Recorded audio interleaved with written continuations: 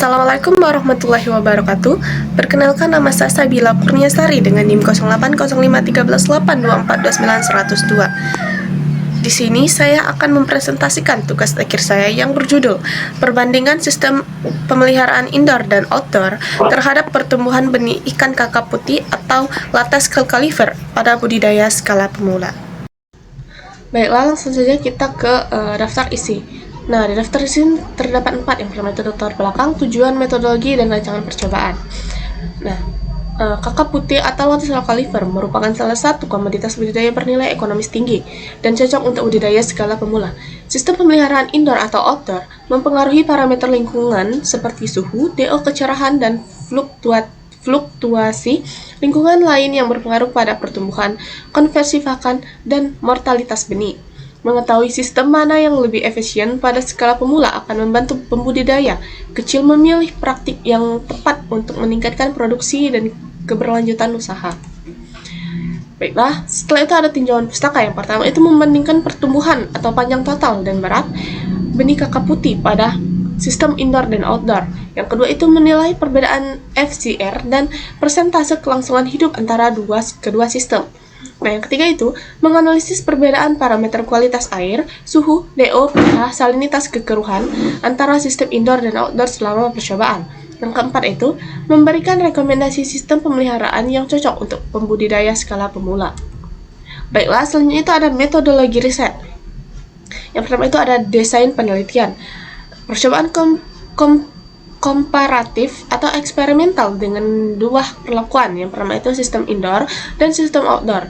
Rancangan acak lengkap atau RAL atau desain lengkap randomisasi dengan replikasi. Nah, yang kedua itu ada lokasi dan waktu. Lokasi ini lokasi budidaya skala pemula itu bisa di kolam atau terpal. Nah, dan untuk di indoor itu bisa di rumah kaca sederhana atau di akuarium juga bisa. Waktunya itu durasi pemeliharaan itu 6-8 minggu. Fase benih atau sesuai kebutuhan program studi. Selanjutnya itu ada subjek dan jumlah. Yang pertama itu benih kakap putih berukuran awal seragam 2-5 gram atau panjang 3-5 cm. Setiap perlakuan terdiri dari 3 replikasi.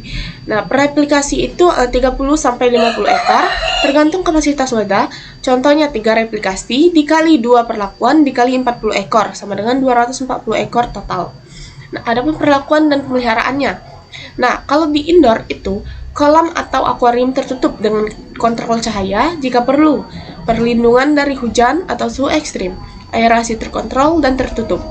Kalau di outdoor itu kolam terpal atau kolam tanah terbuka tanpa tutup, aerasi standar terkena kondisi alam atau hujan panas. Nah, adapun pakannya. Nah, pakannya ini komersial dengan kandungan protein sesuai fase. 40% protein, porsinya 3-5% biomasa awal.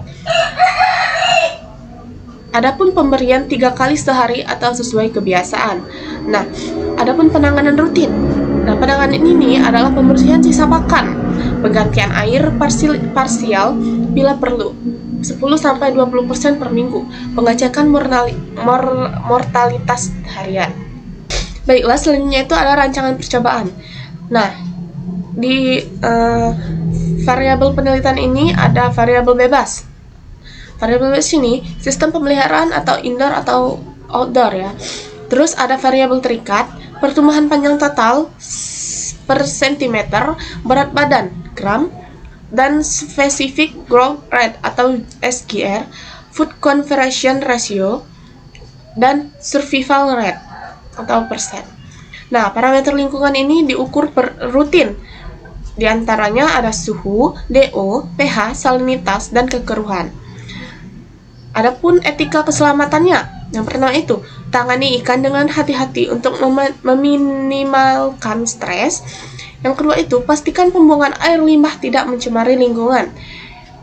Yang ketiga itu izin dan koordinasi dengan pembimbing serta pihak lokasi pembudidayaan diperlukan. Baiklah, sekian presentasi dari saya. Apakah ada pertanyaan? Baiklah, saya akan menjawab.